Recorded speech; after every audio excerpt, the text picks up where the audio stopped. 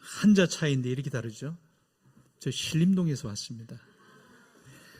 신길동인데 신림동하고 신길동하고 그저 중간에 한자밖에 차이가 안 나는데 제가 이런 찬양을 들을 줄 제가 상상도 못했습니다. 어떤 느낌을 받았느냐? 저 명일동에 가면 유명한 교회가 하나 있어요. 거기에 이제 특별 새벽 기도할 때 가보면 새벽에 나와서 이제 찬양하시는 분들이 최소한 몇백 명, 몇천 명이 같이 찬양대만 1, 2층에서 쫙 차서 찬양을 하시는데, 야, 그 찬양보다 더 우렁차요. 할렐루야! 하나님께 영광입니다. 아이고, 대단히 감사합니다. 많이 부럽고요. 제가 많이 도전이 되었습니다. 신림동, 신길동. 한자 차이인데.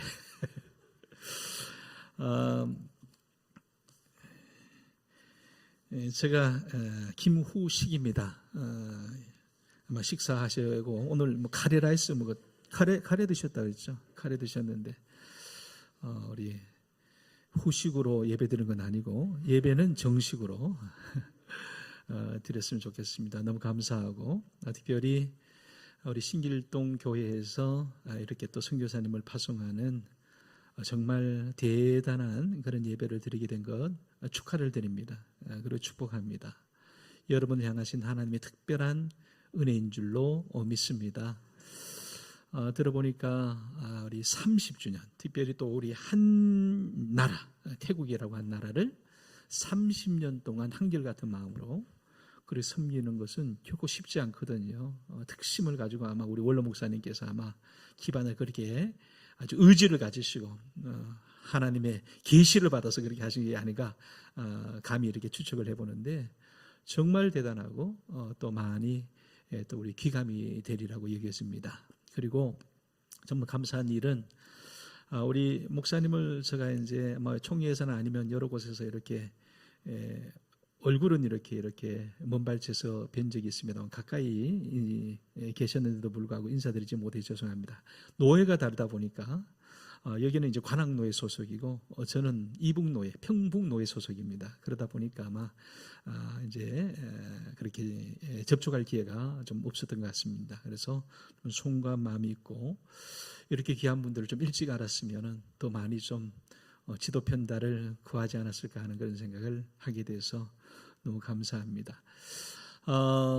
우리 선교사를 파송함에 있어서 제가 원래 이제 110회기 총회 세계 선교부를 이제 섬길 수 있는 책임을 맡아서 아마 선교사 파송은 오늘이 마지막 순서가 아닐까. 이제 임기도 이제 다 돼 가거든요. 그래서 다 돼 가는데 그럴 것 같은데 이제 선교부를 섬기면서 이제 많은 선교사님들을 만나게 되는데 태국에 여러분과 함께 동역하고 있는 그러한 우리 선교사님을 제가 잘 압니다. 그리고 이분들이 정말 우리 총회 세계 선교부에서는 굉장히 귀감이 되시는 분들입니다. 은퇴하신 우리 조준영 선교사님은 우리 총회 선교의 산증인이시고 은퇴하신 다음에도 지금도 얼마나 그렇게 신실하게 후배들을 챙기시고 심지어는 MK라고 그래가지고 선교사들 키스 애들이 있습니다.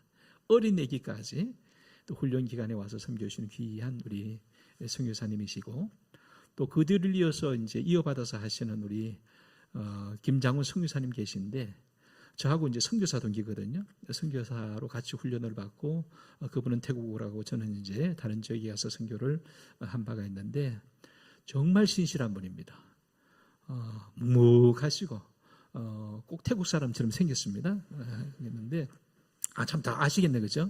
다 아시겠네. 근데 사모님도 그렇고 우리 선교사님도 그렇고 너무 귀한 분들인데 그분들과 함께 동역하는 일에 여러분의 선교사님을 또 파송한다는 것은 참 선교사님에게는 큰 축복이고 또 우리 교회로서는 참 안심이 되고 더 큰 소망이 되지 않을까 그런 생각을 하면서 좀 축복하고 축하하는 마음으로 이곳에 왔습니다.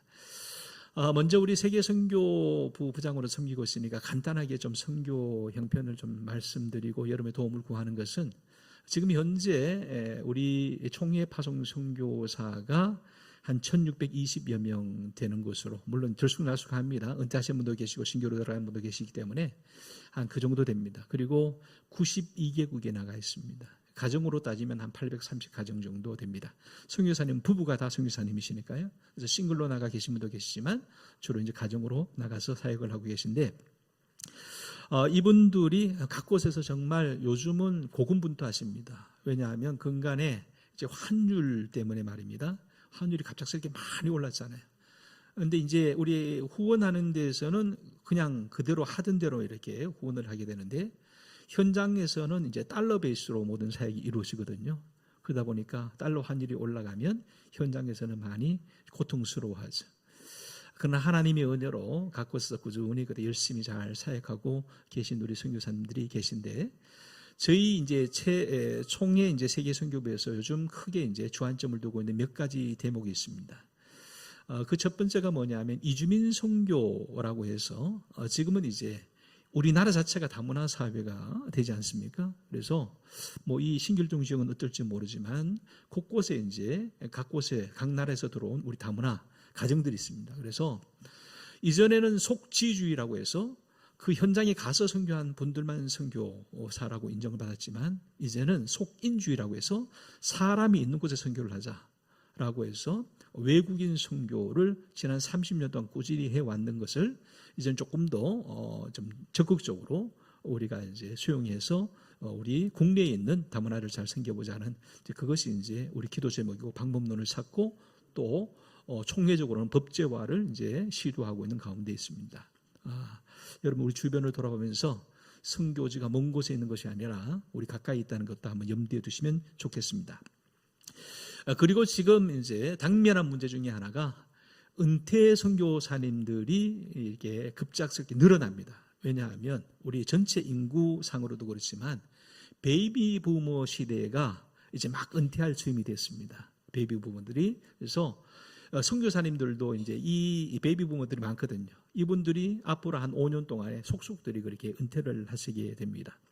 상당수가 그렇게 은퇴를 하시게 되는데, 이제 그분들의 뒤를 이어서 계속해서 선교사님들이 자원을 해주셔야 되는데, 여러 상황의 변화 때문에 그렇게 이제 수급이 용이하지 않은 가운데 있습니다. 그래서 은퇴하신 선교사님들을 어떻게 그 은퇴 후를 우리가 좀 더 서포트할까 하는 부분하고, 또 은퇴와 더불어서 신규 선교사님들이 어떻게 발굴해내고 이들을 또 파송하고 계속해서 이제 적극적으로 후원을 할까, 많이 어렵습니다. 전체 우리 교회가 다운사이징 되고, 또 그리고 우리 각 교회마다 참 그렇게 힘들어하는 가운데 후원하는 것도 용이하지 않게 되었거든요. 그런 가운데서도 우리 신길동 교회가 그럼에도 불구하고 의욕 있게 이렇게 한다는 것은 정말 감사한 일인데, 전체적으로는 그런 어려움이 있다는 겁니다. 그래서 이런 부분이 당면한 문제고, 한 가지 마지막으로 말씀드리면, 저희들이 가장 이제 쉽게 또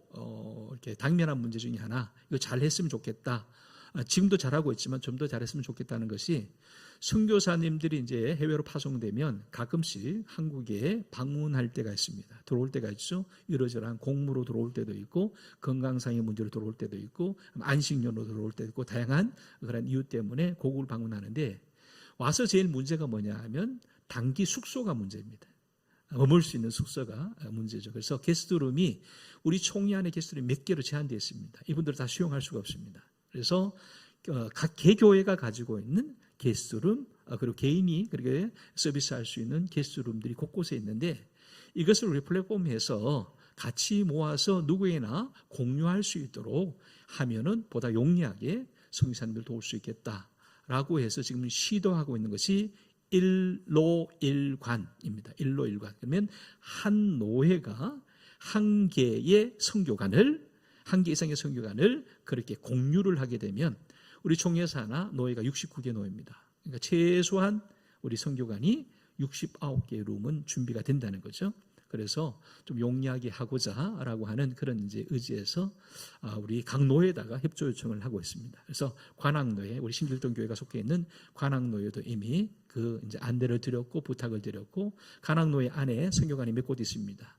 교회들에서 쓰는 선교관들도 그렇게 도와주기로 그렇게 협조를 그렇게 해주고 계십니다. 그래서 이러한 것들이 지금 선교 현장 가운데서 이루어지고 있다라고 하는 차원에서 좀 이해를 해줬으면 좋겠고, 특별히 오늘 우리 정기훈 홍혜진 선교사님 가정을 파송함에 있어서 여러분, 이 일이 단순히 선교사라고 하는 직을 보내는 것이 아니고 선교사라고 하는 사람을 보내는 것이 아니라 이것은 생명을 살리는 일이다라고 하는데 보다 좀 집중을 하고 또 이 선교사의 거룩한 예식을 거행했으면 좋겠다는 말씀을 드리고 싶습니다. 오늘 이 본문의 말씀을 한마디로 표현하면 생명에 관한 말씀이라고 할 수 있겠습니다. 여러분, 고대로부터 이 물이라고 하는 것은 생명과 관계가 있습니다. 그래서 우리 고대 4대 문명도 물가에서 시작하지 않았습니까? 우리 4대 문명 그러면 메소포타미아 문명, 이집트 문명, 인도 문명, 그리고 황하 문명이 있는데 티그리스 유프라테스강, 그리고 나일강, 그리고 인더스 겐지스강, 그리고 황허강, 물가에서 이루어졌습니다. 그리고 이 서울이라고 하는 이 대도시도 한강이라고 하는 이 물가에서 이루어졌죠. 그러니까 물이 없으면 생명도 없다라고 말해도 과언이 아닐 겁니다. 그래서 물은 항상 생명과 직결되어 있습니다. 제가 이제 시골 출신인데요. 제 고향 마을에 강이 있습니다. 그 강의 이름 낙동강이라고 하는 강입니다. 그래서 어릴 때 낙동강에서 이제 그렇게 아이들하고 놀고 그러며 지나면서 살았는데, 강가에는 항상 생명이 있습니다. 강으로 가는 길목에서부터 생명이 있습니다. 우리 강가에 가면 강으로 가는 이제 저희 집에서 우리 강에 이제 놀러 가는 길가에 있는 것들이 밭이 있습니다. 밭에는 그 여름에 가면 수박밭도 있고 참외밭도 있고 무밭도 있고 쭉 밭을 따라서 이제 강을 갑니다. 그리고 강에 가면 이제 모래바닥 있지 않습니까? 모래밭에도 그때 땅콩이 많았어요. 땅콩밭도 있고, 그리고 그 주변에 미루나무가 있습니다. 미루나무에 가면 온갖 짐승들이 있고, 꿩도 있고, 그리고 또 그 안에 모래 보면 알도 많잖습니까? 새들이 나온 알도 많고. 지금쯤 가면은 그 시골에서 못 살죠? 매미 소리가 그냥. 기억나십니까? 시골에. 매미 소리가 얼마나 이 7, 8월 얼마나 대단합니까? 그런 강가가 그런 곳이죠. 또 물속은 다 하죠. 물속에는 별별 게 다 있습니다. 은어도 있고, 모래무지도 있고, 쏘가리도 있고, 피라미도 있고, 고동도 있고, 민물조개도 있고. 그러니까 물이라고 하는 것은 그런 곳이다라고 하죠. 물은 생명이다라고 하는 것입니다. 그런데 그 물에 있어서 오늘도 이제 이 본문이 말하는 건 물에 관한 얘기 아닙니까? 물에는 생명이 있다는 것을 얘기를 합니다. 그래서 물가에는 심이 많은 나무들도 있다고 말하고, 물이 흘러서 아라바 강 이제 바다까지 나가는데 그 물이 흘렀을 때 바다도 되살아난다는 말씀을 하고 있고, 그리고 모든 생물과 고기들이 넘쳐난다. 그리고 그것을 잡아먹고 사는 사람들도 넘쳐난다. 심지어는 이 물가에 물을 통해서 약재들도 만들어진다라고 하는 얘기를 12절 마지막에 그렇게 하고 있습니다. 즉 물은 생명이다라고 하죠. 물은 생명이다. 그런데 여기에 한 가지 조건이 있습니다. 물은 생명인데 물이 진짜 생명이 되기 위해서는 조건 하나가 있는데 그 조건은 다름 아니라 흘러가야 된다는 거예요. 그래서 물은 흘러야 생명이 된다. 물이 있어도 흐르지 않고 고여 있으면 죽음이 되는 거죠. 그죠? 썩는 것이 되는 거죠. 사장이 되어지는 거죠. 그래서 오늘 본문을 유심히 보면 계속해서 반복되는 그런 단어가 있습니다. 그것은 다름 아니라 흘러간다, 돌아간다, 내려간다. 흘러가고 돌아가고 내려간다. 흘러가고 돌아가고 내려간다. 반복되어지는 겁니다. 물은 흐를 때 생명이 되어진다라고 하는 겁니다. 보세요. 물은 흘러갑니다. 사라진다는 거죠. 물은 흘러서 사라지지만 그러나 그 흐르고 사라지는 가운데 오히려 생명력은 더욱더 왕성해진다라고 하는 얘기입니다. 여러분, 우리 서울이 참 살기 좋아졌습니다. 특별히 무엇을 보면 알 수 있냐면 우리 지방 하천들을 보면 알 수 있어요. 제가 이제 한 30년 전에 목동에서 보살자를 했는데 거기에 이제 목동에 보면 거기 무슨 천이죠? 천이 있어요. 그죠? 열병합 발전소 그 옆에 무슨 천이죠? 안양천. 제가 있을 때마다 거기에는요, 안양천 근처도 못 갔습니다. 왜요? 냄새가 나서 못 가는 거예요. 냄새가 다 썩어가지고 가보면은 그냥 기포만 막 올라오죠. 가스가 차서. 그런 곳이 거기 안양천뿐이었겠습니까? 도림천은 어떤지 모르겠어요. 대부분의 하천들이 그런 하천인데 이제는 그것이 개발이 되었습니다. 개발된다는 게 뭡니까? 그 하천에 물이 흐르도록 만들지 않았습니까? 심지어는 이 가까이 있는 우리 도림천도 보면 물을 끌어가지고 한강물을 끌어서 위에서부터 다시 흘려보내기 시작한 거죠. 그러니까 이제는요, 가보면은 그 물에 피라미가 삽니다. 오리들이 삽니다. 물은 그런 것입니다. 물은 흐를 때에 비로소 생명력을 발휘한다는 겁니다. 제가 선교지에서 한 13년 있었는데요. 13년 동안 있었던 지역이 어디냐면 캐나다입니다. 캐나다에 가면 원주민들이 있습니다. 그래서 우리 북미 인디언이라고 부르는데 그 원주민들하고 제가 한 10몇 년 있었는데요.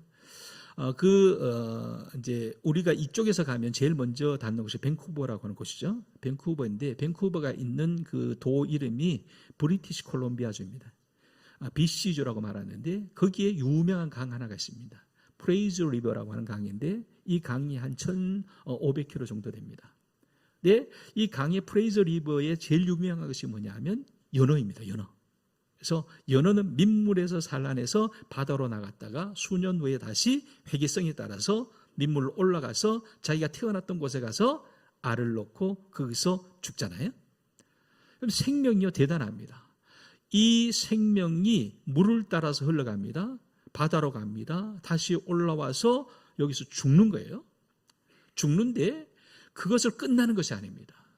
그 연어가 올라와서 산란해서 새 생명을 낳을 뿐만 아니라 연어가 거기서 죽으면 그 연어가 올라오는 동안에 그 강 주변에 있던 짐승들이 이 연어를 잡아먹습니다.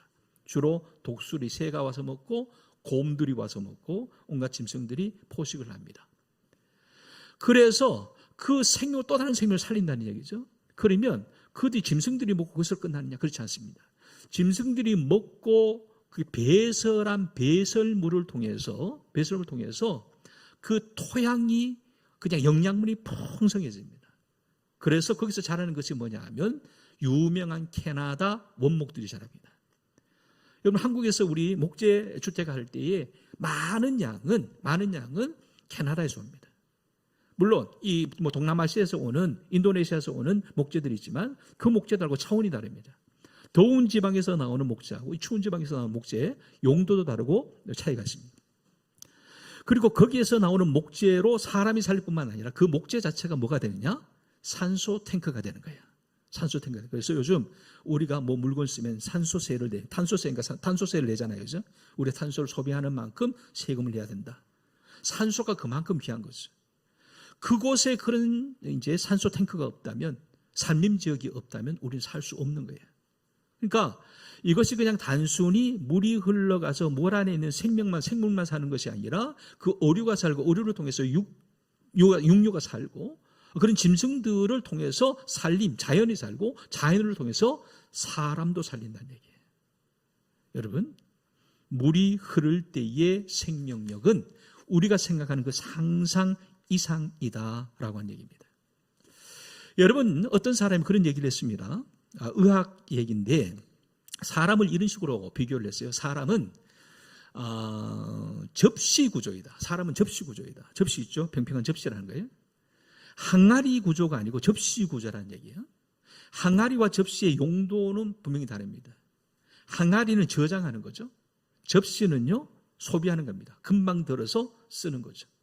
항아리는 장을 담굽니다. 고추장, 된장 이런 거 담그잖아요. 그죠? 항아리는 담그는 건데 접시는 그렇게 할 수 없다는 거예요. 저장할 수 없다. 보관할 수 없다. 그래서 접시에 뭘 담궈서 오랫동안 저장하지는 않습니다. 할 수가 없습니다. 아무리 좋은 포장을 해도 접시에 담궈 놓은 것은 냉장고에 가면 금방 식어버립니다. 그러니까 구조가 다르다는 거죠. 그런데 사람이 그렇다는 거예요. 사람이 뭐냐면 사람은 항아리 구조로 지어진 것이 아니라 접시 구조로 지어졌다. 그런데 이 접시 구조로 지어진 이 사람, 육체에게 항아리와 같이 자꾸 저장을 하려고 들면 부작용이 생긴다는 거예요. 여러분, 사람의 세포가 있지 않습니까? 세포가 모이면 장기가 되고 장기가 모여서 기관이 됩니다.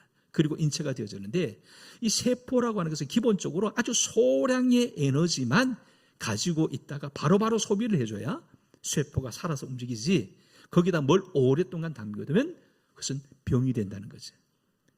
그러니까 사람은 기본적으로 소비하면서 베풀면서 나누면서 살아야 건강하다는 얘기예요. 여러분, 살아가는 방법이 있어요. 어떤 사람이 건강합니까? 에너지가 들어오는 대로 운동을 열심히 하는 사람이 건강하죠. 에너지를 쓰는 겁니다. 쓰는 겁니다. 그런데 에너지를 막 받아들입니다. 많이 받아들입니다. 근데 쓰지 않으면 어떻게 될까요? 저처럼 되는 겁니다. 여러분, 많이 쓰시고 운동하시기 바랍니다. 그런데요, 성경에 보면 놀라운 얘기를 해요. 교회도 그렇대요. 교회도. 건강한 교회는 어떤 교회일까요?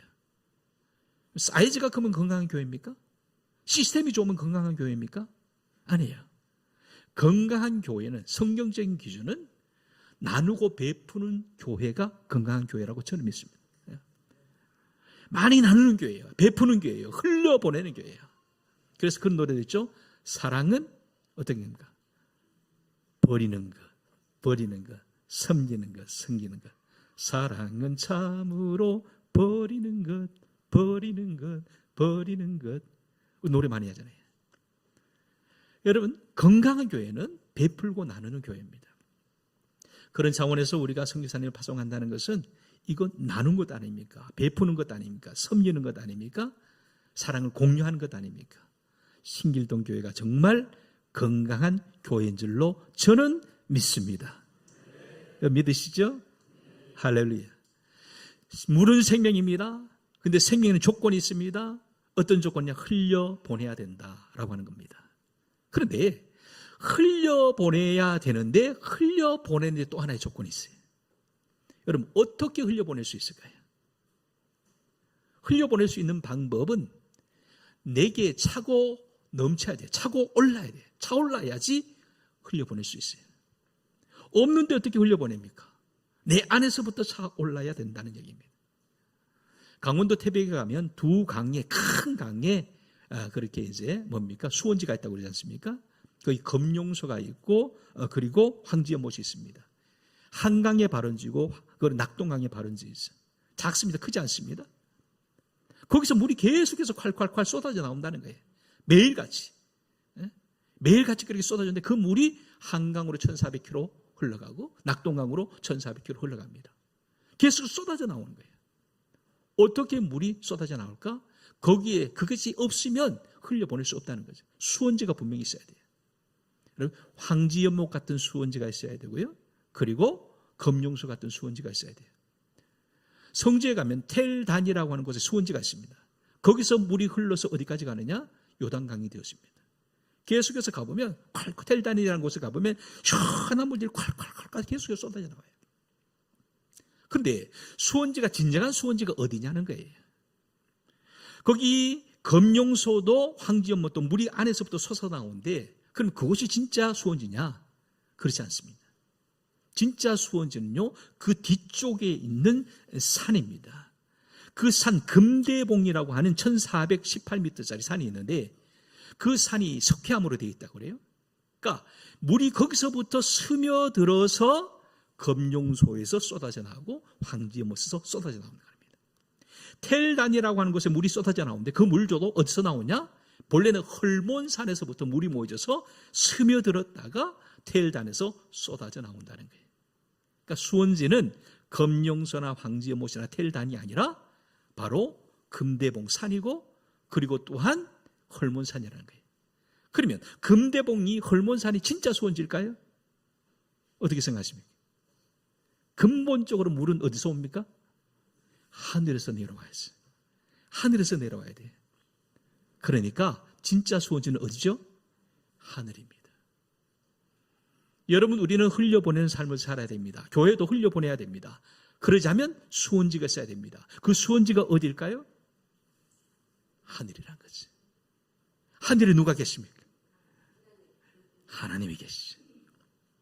여러분, 그림을 그리기 위해서 그렇게 표현했습니다만 하나님이 진정한 수원제라고 하는 겁니다. 궁극적인 수원제라고 하는 것입니다. 그러므로 우리는 가장 먼저 구해야 될 것이 있다면 도움을 하나님께 구해야 된다고 하는 겁니다. 그래서 모든 것들은 기도로 시작해야 된다. 영적으로 시작해야 된다. 오늘 선교사님을 파송함에 있어서 우리의 마음속에 제일 먼저 새겨야 될 것, 기도함으로 선교사님을 파송한다. 선교사님 또한 나는 기도함으로 선교지로 나아간다 라고 하는 의식이 저와 여러분 가운데 있기를 축복합니다. 신길동 교회 지난 30년 동안 한결같이 우리 태국 선교를 해왔습니다. 이 거룩한 행보에 이번 우리 선교사님들이 그렇게 쓰임받는다는 것은 선교사님들에게 얼마나 큰 은혜인지 모릅니다. 그런데 신길동 교회로도 참 축복입니다. 왜냐하면 이 선교사님 우리 정기훈, 홍혜진 선교사님 두 분이 나가시는데 보니까 선교사가 두 사람이 아니에요.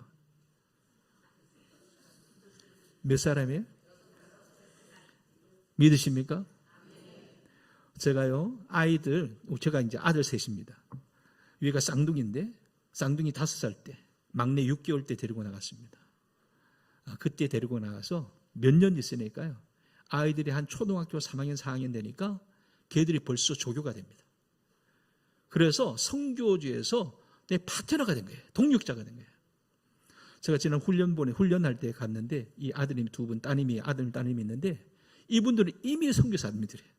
앞에서 율동이고 인도하는 거 보니까 뭐 아버지만 못지 않은 것 같아요. 조금만 더 있으면 아빠 저 갈게요 이래서 하는데, 근데 저기 아이들 보니까 얼마나 액티브하고 열정이 막 에너지가 넘치는지 엄마가 이제 감당을 못할 정도인데 저도 며칠 안 남았어요. 조금만 있으면 선교의 일익을 잘 감당할 것 같습니다. 너무 귀한 일이고 감사한 일이고 복된 일인 줄로 믿습니다. 하나님의 은혜가 함께하기를 원합니다. 좋으신 아버지 하나님 감사합니다. 너무나도 좋은 교회, 우리 신길동 교회, 주님께서 쓰신 이 교회를 통하여 하나님의 또 다른 역사를 이루어가는 이 현장을 우리 주님께서 보시고 기뻐하실 줄로 믿습니다. 주님, 이 일을 통해서 살아나는 역사가 있기를 소원합니다. 이들이 가는 곳에, 이들이 있는 곳에, 이들이 활동하는 모든 곳 가운데 주님의 살아계신 역사가 충만하기를 예수님 이름으로 기도하옵나이다. 아멘.